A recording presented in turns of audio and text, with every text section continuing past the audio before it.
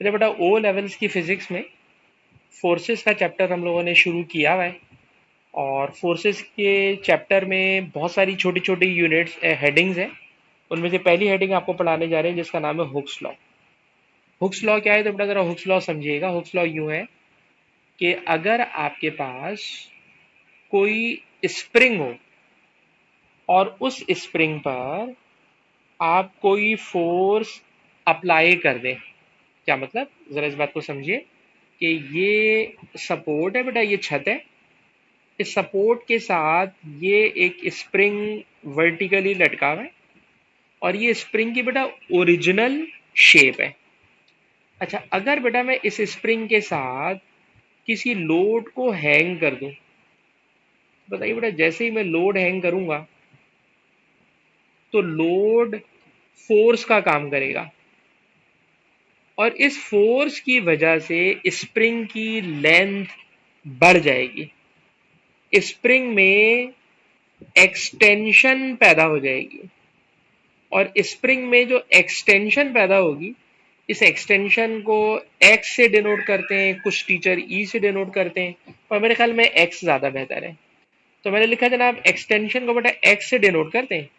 और ये जो साइंटिस्ट है हुक, उसने बेटा हमें ये बताया है कि जितनी ज्यादा फोर्स लगाओगे उतनी ज्यादा एक्सटेंशन प्रोड्यूस होगी। कम फोर्स अप्लाई करोगे कम स्ट्रेच होगा, ज्यादा फोर्स अप्लाई करोगे तो स्प्रिंग में ज्यादा स्ट्रेच होगा। तो स्प्रिंग में पैदा होने वाला स्ट्रेच, स्प्रिंग में पैदा होने वाला एक्सटेंशन डायरेक्टली प्रोपोर्शनल होता है अप्लाइड फोर्स के साथ। तो बेटा इसकी स्टेटमेंट, ये स्टेटमेंट सुनिएगा, the extension in the length of a spring, the extension in the length of a spring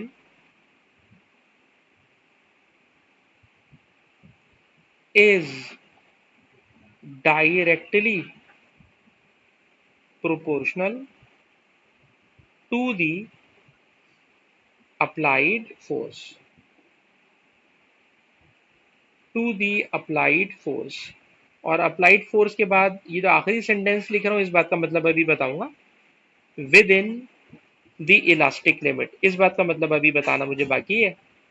लेकिन आपको बेटा ये वाली बात तो समझ में आ रही है कि अगर मैं ज्यादा फोर्स लगाऊंगा, अगर आप एक्सरसाइज करते हो तो आपने इस बात को नोट किया होगा कि जब आप ज्यादा फोर्स लगाते हो तो जितनी ज्यादा फोर्स अप्लाई करोगे स्प्रिंग उतना ज्यादा एक्सटेंड हो जाएगा, कम फोर्स लगाओगे कम एक्सटेंड होगा। ठीक।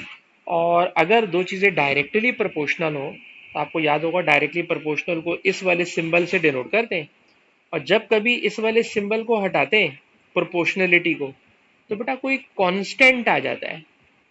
तो यहां पर जो कांस्टेंट है, इस कांस्टेंट को ओ लेवल्स की फिजिक्स में हम लोग कह देते हैं स्प्रिंग कांस्टेंट।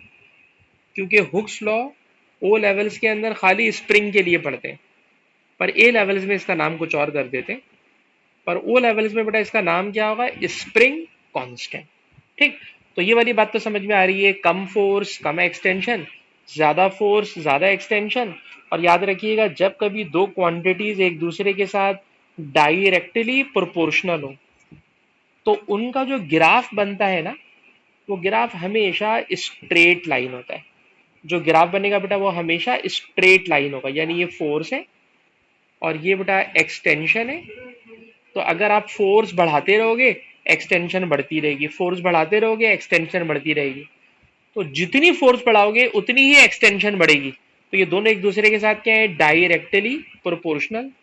लेकिन एक लफ्ज जो अभी बेटा मैंने सिखाया है यहाँ पे कि विद इन इलास्टिक लिमिट, तो ये इलास्टिक लिमिट का क्या मतलब है। तो बेटा इलास्टिक लिमिट का मतलब ये है कि फोर्स बढ़ाते रहोगे, हर चीज की एक लिमिट होती है, एक हद होती है। तो स्प्रिंग भी एक लिमिट के बाद हुक्स लॉ को फॉलो नहीं करता और फिर उसका जो ग्राफ होता है वो स्ट्रेट लाइन नहीं रहता, बल्कि वो ग्राफ हमेशा एक्सटेंशन वाली एक्सिस की तरफ घूमना शुरू कर देता है। ये एक्सटेंशन वाली एक्सिस है, वो एक्स एक्सिस पर है तो एक्स एक्सिस की तरफ घूमने लगेगा, और कभी कभी ग्राफ में एक्सटेंशन को वाई एक्सिस पे लेकर आ जाते हैं तो ग्राफ वाई एक्सिस की तरफ घूमने लगता है। तो जहां तक स्ट्रेट लाइन ग्राफ बनता है उस जगह को हम लोग कहते हैं लिमिट ऑफ प्रोपोर्शनैलिटी। जहां तक ग्राफ स्ट्रेट लाइन होता है बेटा वहां तक इसको बोलते हैं लिमिट ऑफ प्रोपोर्शनैलिटी। ठीक। अच्छा, एक बात तो ये कि अगर मैं आपके सामने एक ग्राफ प्लॉट करूं तो ग्राफ को देख के आप पकड़ सकते हो कि यहां तक लिमिट ऑफ प्रोपोर्शनैलिटी है। ठीक। अच्छा, कभी कभी ऐसा भी होगा, अभी मैं आपको एक चार्ट दिखाऊंगा पास पेपर के क्वेश्चन का। उस पास पेपर के क्वेश्चन कंप्लीट कर लूं। चार्ट हमारा यूं चल रहा था कि जब किसी स्प्रिंग के ऊपर हम फोर्स अप्लाई करते हैं तो जितनी फोर्स अप्लाई करते हैं उसी रेशो से उसके अंदर एक्सटेंशन हो रहा होता है। ठीक है जनाब। अगर मैं किसी स्प्रिंग पर, अच्छा मैंने स्क्रीन शेयर नहीं की हुई, सॉरी।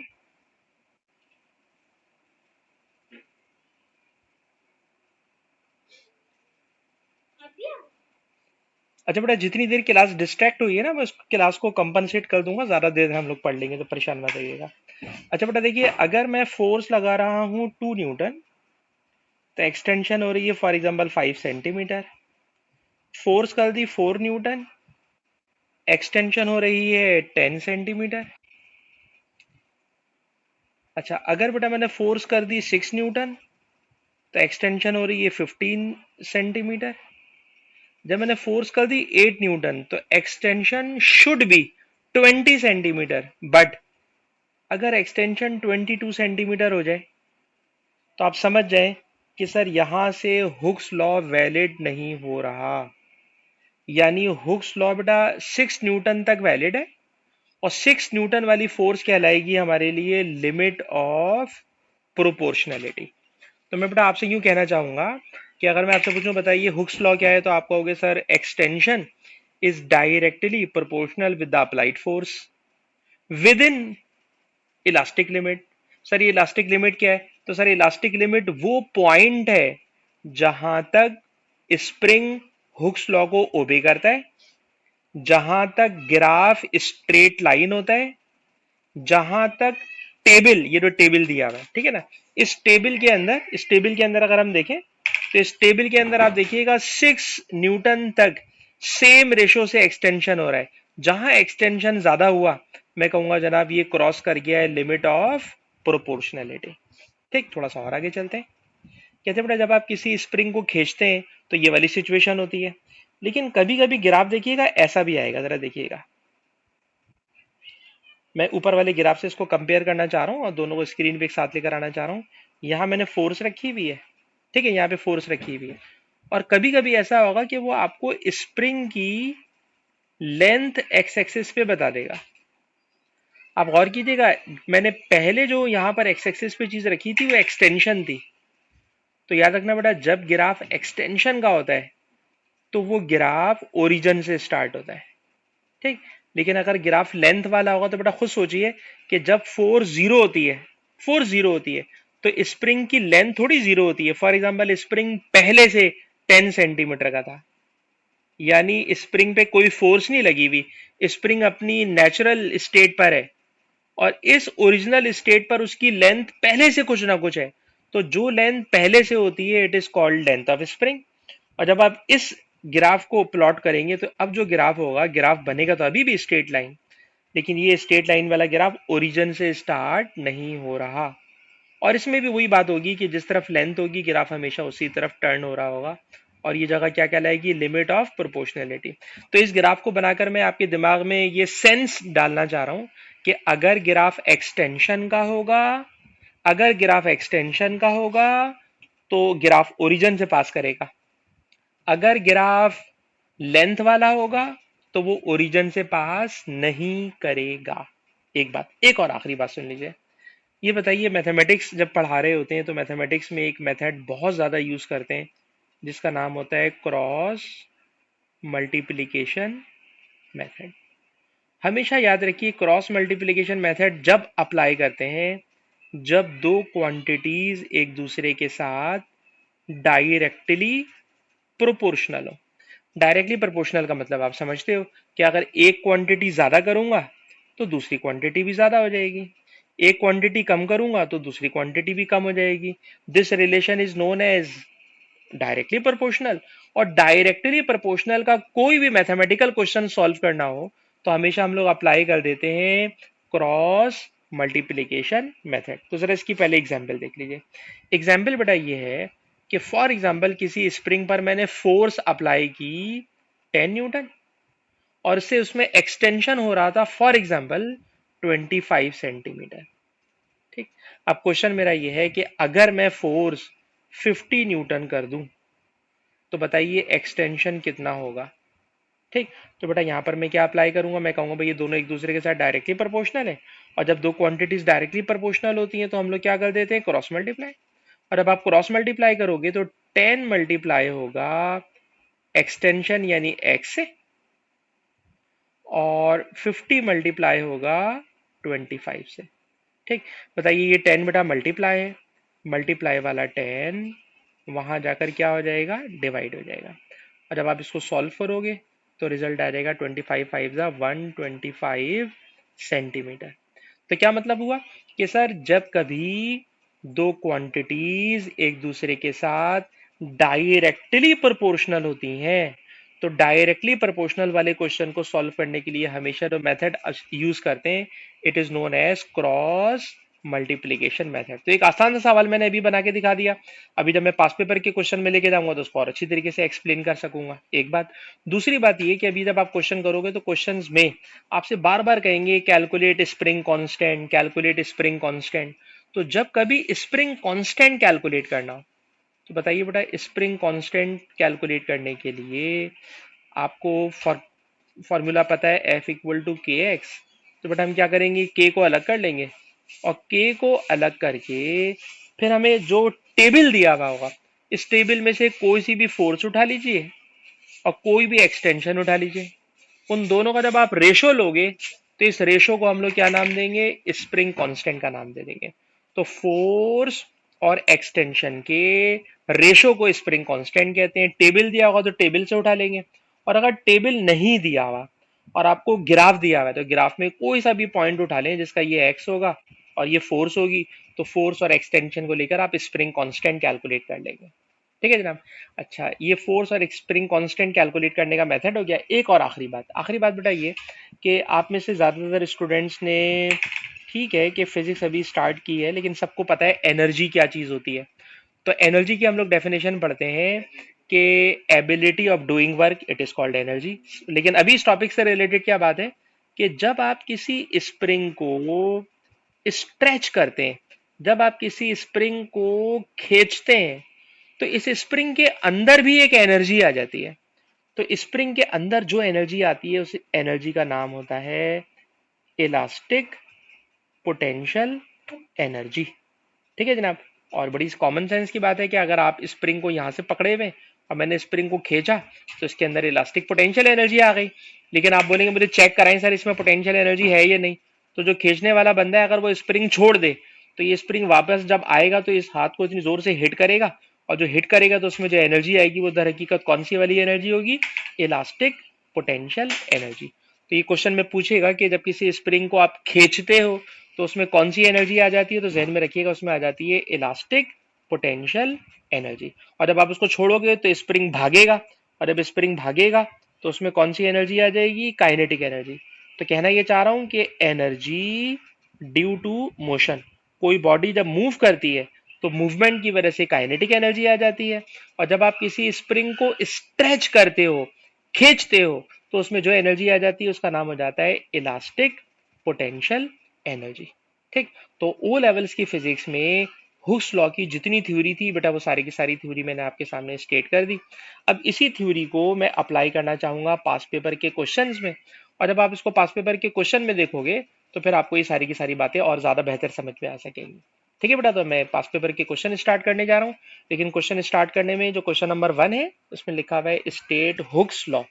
तो पहले मैं हुक्स लॉ की डेफिनेशन पूछना चाहूंगा। विजदान आपसे बेटा मुझे बताएंगे कि व्हाट इज हुक्स लॉ, बेटा विजदान बताइए। बेटा विजदान बताइए व्हाट इज हुक्स लॉ।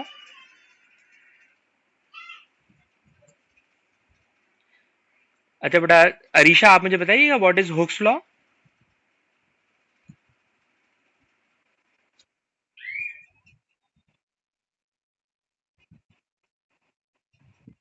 सही।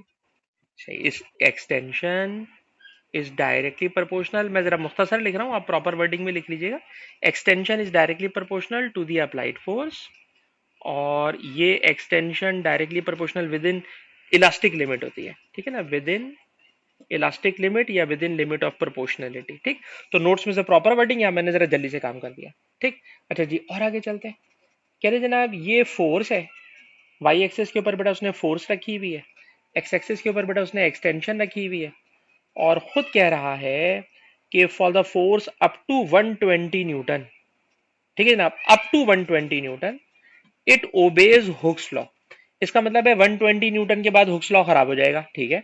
कह रहे 120 न्यूटन की फोर्स पर एक्सटेंशन है 64 मिलीमीटर, एक्सटेंशन 64 मिलीमीटर है। तो गौर कीजिएगा बेटा, ये नंबर 60 है, ये 62 है, ये 64 है, तो 64 सेंटीमीटर की एक्सटेंशन है। और ये कब है सर? जब फोर्स है 120 न्यूटन। तो 120 न्यूटन की फोर्स आपको कहाँ मिलेगी? तो 120 न्यूटन की फोर्स के लिए गौर कीजिएगा कि ये 100 है और ये बेटा 150 है। तो अगर मैं दो डिवीजन ऊपर जाता हूँ तो ये बन जाएगा 110, फिर ये बन जाएगा 120, और अब ये 120 बनता है तो 120 इस तरह से जाएगा। लेकिन क्योंकि ये पिक्चर मैंने कैमरे से उठाई है, इसलिए ये मुझे सपोर्ट नहीं कर रहा इसके अंदर। तो ये मैं बताना चाह रहा हूँ, ये इस वाले पॉइंट के ऊपर होगा। ठीक है जी। तो जनाब आप गौर कीजिएगा, फोर्स है इस वक्त 120 न्यूटन, फोर्स है 120 न्यूटन, और इस पर जो एक्सटेंशन है वो है 64 मिलीमीटर। और अब ये दोनों पॉइंट मेरे पास आ गए तो मैं ओरिजिन से लाइन बनाऊंगा यहां तक। ठीक है जनाब। और ये लाइन अभी मैं आपको पढ़ा चुका हूं कि कभी भी एक्सटेंशन और फोर्स का ग्राफ जब आप बनाओगे तो ग्राफ बनेगा हमेशा स्ट्रेट लाइन। और स्ट्रेट लाइन कब तक बनेगा? जब तक स्प्रिंग ओबे हुक्स लॉ, जब तक वो हुक्स लॉ को ओबे कर रहा है। और जहां तक हुक्स लॉ को ओबे करता है उस जगह को हम लोग क्या बोलते हैं? लिमिट ऑफ प्रोपोर्शनलिटी कहते हैं। उसके बाद हमें पता है सर ये ग्राफ थोड़ा सा घूमना शुरू हो जाएगा। खैर, अभी पूछना चाह रहे हैं calculate spring constant. Spring constant calculate करना है। सैफ बेटा आप मुझे बताइएगा स्प्रिंग कांस्टेंट कैलकुलेट करने के लिए मुझे क्या करना चाहिए? बेटा सैफ बताइए।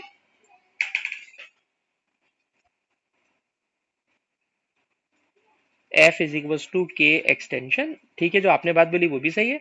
अब बेटा जहां फोर्स लिखी हुई है, फोर्स की जगह मैं यही वाला नंबर लिखना चाह रहा हूं, दैट इज 120। ठीक। के बेटा मैंने कैलकुलेट करना है। एक्स अभी अभी हम देख चुके हैं, एक्स है 64 मिलीमीटर। ठीक है।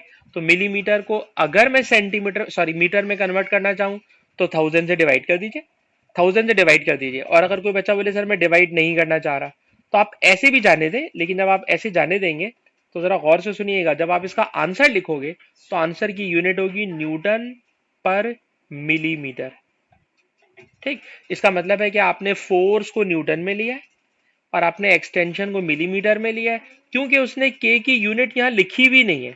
और जब कोई यूनिट नहीं लिखी हुई तो मेरी मर्जी है, मैं न्यूटन पर मिलीमीटर में भी आंसर कर सकता हूं और न्यूटन पर मीटर में भी कर सकता हूं। तो ये मेरी मर्जी पर है।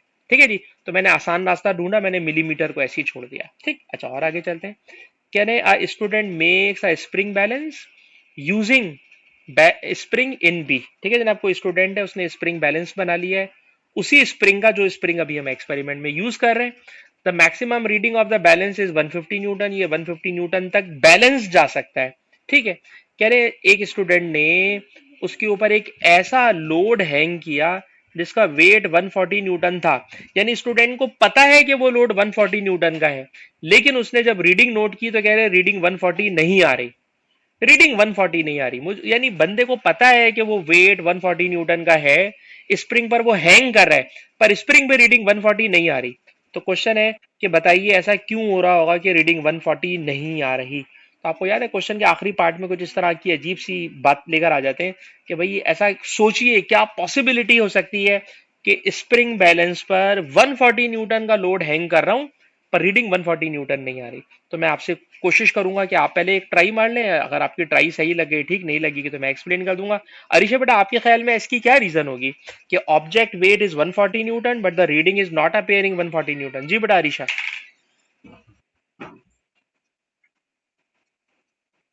जी सर, ये बात उसने ऊपर बोली हुई है।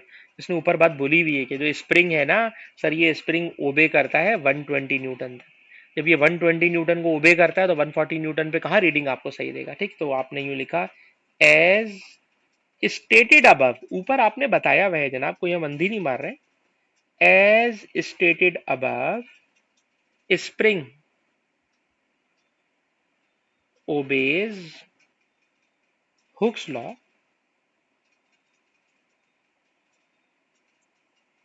Up to 120 newton as it has crossed limit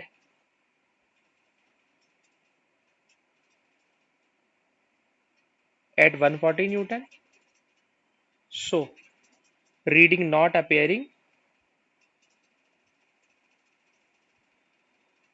140। ठीक है जनाब, क्योंकि स्प्रिंग क्रॉस कर चुका है इलास्टिक लिमिट, इसलिए उसकी रीडिंग 140 न्यूटन नहीं आ रही। ठीक है जी। अच्छा जी, नेक्स्ट क्वेश्चन इस टॉपिक का नहीं है, लिहाजा मैं इस क्वेश्चन को टच नहीं करूंगा। ये वेक्टर का क्वेश्चन आ रहा है। क्वेश्चन नंबर 4 पे आ जाए। आज की क्लास में हम सिर्फ हुक्स लॉ को फॉलो करना चाह रहे हैं। क्वेश्चन नंबर 4 पे आ जाए। क्वेश्चन नंबर 4 है कि जनाब ये एक्सटेंशन है और ये लोड है, और आपने इसका ग्राफ प्लॉट करना है जो हुक्स लॉ को ओबे करता हो, and it is 1 mark question. तो बड़ी सिंपल सी बात है सर, एक्सटेंशन और लोड का ग्राफ है तो स्ट्रेट लाइन बना दें, जैसी दिल चाहे बना दें, या मैंने अपनी मर्जी से कोई से भी बना दिया। ठीक, और इसके बाद चाहें तो ये बता दें कि अगर ये लिमिट ऑफ प्रोपोर्शनलिटी है तो इसके बाद वाला जो ग्राफ होगा it will not remain straight line, वो हमेशा एक्सटेंशन की तरफ घूमेगा। ये बात मैंने एक्स्ट्रा की है, यानी आप अगर ग्राफ स्ट्रेट लाइन भी बना के छोड़ देंगे तो क्वेश्चन खत्म हो चुका है। ठीक है जी। अच्छा बेटा, सैफ हमारा आपसे सवाल है कि बताइए कि स्प्रिंग को जब खींचते हो तो कौन सी एनर्जी उसमें स्टोर हो जाती है। बेटा सैफ बताइए। जी, तो मैं लिखूंगा इसके अंदर आ जाएगी सर इलास्टिक पोटेंशियल एनर्जी।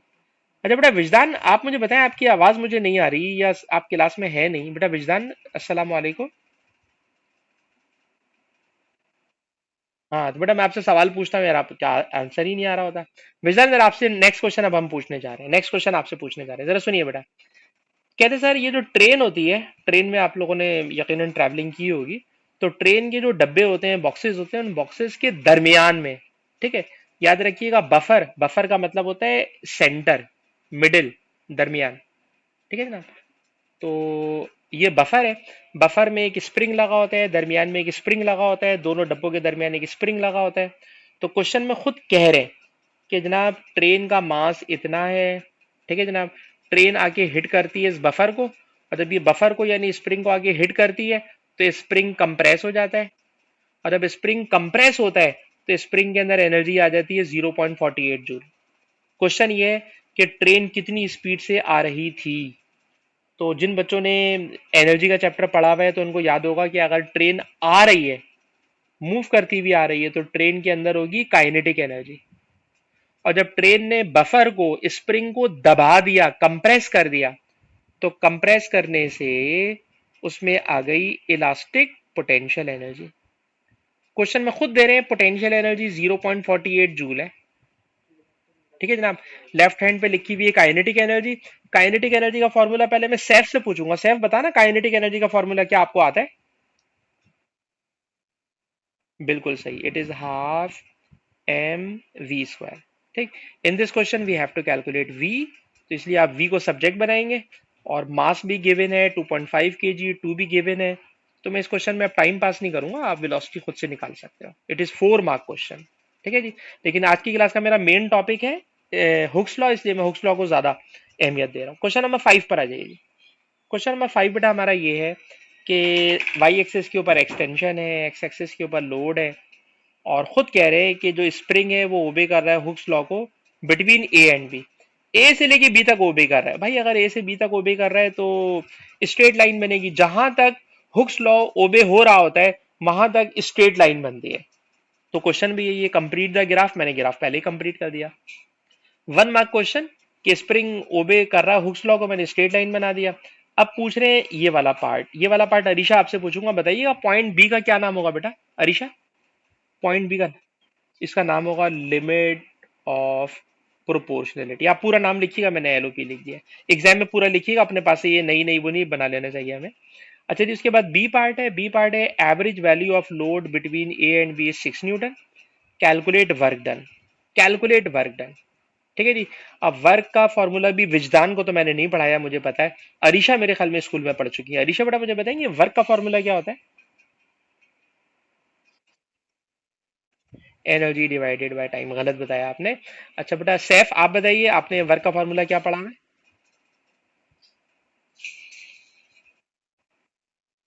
अरे नहीं ना यार, वर्क का फॉर्मूला होता है फोर्स मल्टीप्लाई डिस्टेंस। ठीक है ना, फोर्स मल्टीप्लाई डिस्टेंस। ठीक है जनाब। और फोर्स हमेशा एवरेज फोर्स लेते हैं। एवरेज का ये सिंबल होता है, लेस देन ग्रेटर देन की साइन दोनों तरफ बना दो, तो दोनों तरफ कभी भी इस तरह कवरिंग कर दी जाए तो इट इज कॉल्ड एवरेज। तो एवरेज फोर्स इनटू डिस्टेंस। ठीक। क्वेश्चन में गिवन है, पढ़िए। लिखा है जनाब कि जो एवरेज फोर्स है, average force it is 6 Newton. तो फोर्स की जगह बेटा मैंने लिख दिया 6 न्यूटन। ठीक। अच्छा ये बताइए, स्प्रिंग के ऊपर जब ट्रेन आके हिट कर रही थी, ये वही नहीं, ये वाला सवाल नहीं है, वैसे ही सवाल है। कह रहे हैं कि जनाब जब स्प्रिंग है, ये स्प्रिंग तो नहीं है खैर, ये वाली जो फोर्स दी हुई है या ये जो क्वेश्चन दिया हुआ है, इसके अंदर कह रहे हैं एवरेज फोर्स 6 न्यूटन है और इसकी वजह से स्प्रिंग एक्सटेंड हो रहा है फ्रॉम ए टू बी, ए से बी। तो बताइए ए से बी में कितना एक्सटेंशन हुआ है, कितना डिस्टेंस कवर हुआ है? तो ए से बी के अंदर एक्सटेंशन हो रहा है 3 सेंटीमीटर का। 3 सेंटीमीटर का। तो बेटा मैंने लिखा 3 सेंटीमीटर है, इसलिए बेटा 100 से डिवाइड कर दिया। आपको पता है सेंटी का मतलब होता है 1/100, सेंटी का मतलब होता है एक्सपोनेंट -2। ठीक है जनाब। तो सेंटी का मतलब एक्सपोनेंट -2 भी है, सेंटी का मतलब डिवाइडेड बाय 100 भी है। और जब आप इसको सॉल्व करोगे तो बन जाएगा 6 3 18, 18 को पूरा सॉल्व करोगे तो बन जाएगा 0.18। और 0.18 के बाद अरीशा से पूछूंगा बेटा वर्क की यूनिट याद आती है आपको? वर्क की यूनिट अरीशा बेटा, सैफ बेटा वर्क की यूनिट बताएं। नहीं। हाँ अरीशा आप बता रही हैं। न्यूटन मीटर तो इसने भी बोल दी ना सैफ ने, इसकी यूनिट जूल होती है ना बेटा। ठीक। न्यूटन मीटर भी एक्सेप्ट हो जाएगी, लेकिन अभी ओ लेवल के स्टैंडर्ड पर हो तो जो हम चीजें रट्टा लगवाना चाह रहे हैं ना उसको जरा फॉलो कीजिए। ये रट्टा लगवाना चाह रहे होते हैं, वर्क की यूनिट जूल होती है, एनर्जी की यूनिट जूल होती है, पावर की यूनिट वॉट्स होती है। तो वर्क के लिए आपको जूल याद करना पड़ेगा बेटा।